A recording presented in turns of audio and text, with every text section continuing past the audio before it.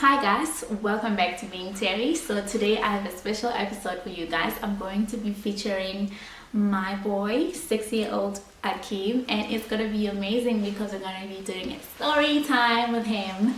So I really hope that you do enjoy the show because guys, I had to bribe to get this one going. So I really hope that you're gonna love it and you're gonna enjoy it. But before that, I just think I want to share, some of the great lessons that I had to learn, with being a young Christian mom. One of the things definitely is the first things, especially I'm talking about at the age where he's at. I mean, he's 6 now. From the time he was born to now, I mean, we've went through a whole personality change, went through a whole process, and you keep seeing him change, and you have to deal with the new change and try mold it to what you think it should be. And I just think motherhood is one of the most challenging things one could ever experience, but the most rewarding thing as well that one could ever have to experience in their lives, because most of the time, honestly, I feel like I don't know what I'm doing, but I'm enjoying what I'm doing, and sometimes, you feel like a superwoman. You're the mom, you know where everything is, the solution to everything. You can cook anything, you can make any clothes. I mean, he asked me to make him the Jesus outfit. I'm like, babe, I don't know how to make clothes. He's like, mommy, you can do it. I'm like, okay, Jesus clothes, let's look for it. So he just believes that I can do anything literally for him. He believes I know where everything is. He believes I have all the money in the world. He just believes so much in me, and it's so amazing to see. And sometimes you want to live up to that, and there are times where you're just like, no, I can't do it. It doesn't work. It's not gonna happen like that. And you have to like shatter their heart, break their heart a little bit so that they come back to reality. But I think one of the things that I learned, and I continue to learn to date, it's the patience that comes with it. Actually, let me start with the process of becoming a mother. And this I learned when I became one. The difference between the person that I used to be before my child was born and afterwards, the two are very different.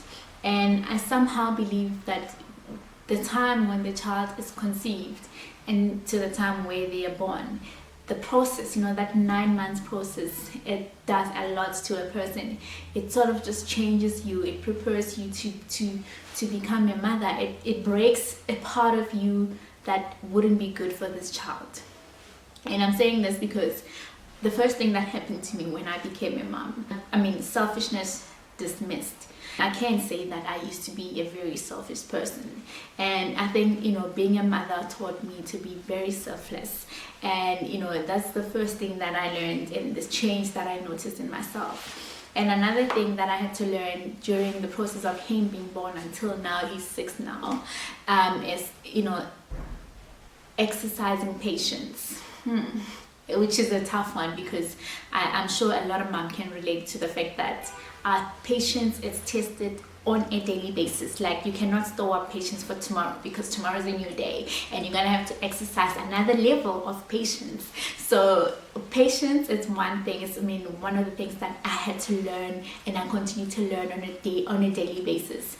I can see now with homework, homeschooling, what's going on in the world, and every time we have to learn, I almost just feel like pulling my hair out. But it's all good. It's all part of growing into it. As I said, it's gonna be a process. I will not say I'm gonna have patience for tomorrow. Tomorrow will worry about itself. But what I can do for myself is just do my best for the day. And another thing that I had to learn is, mommy, it is not about you. It is not about me. This person, he is becoming a person of his own.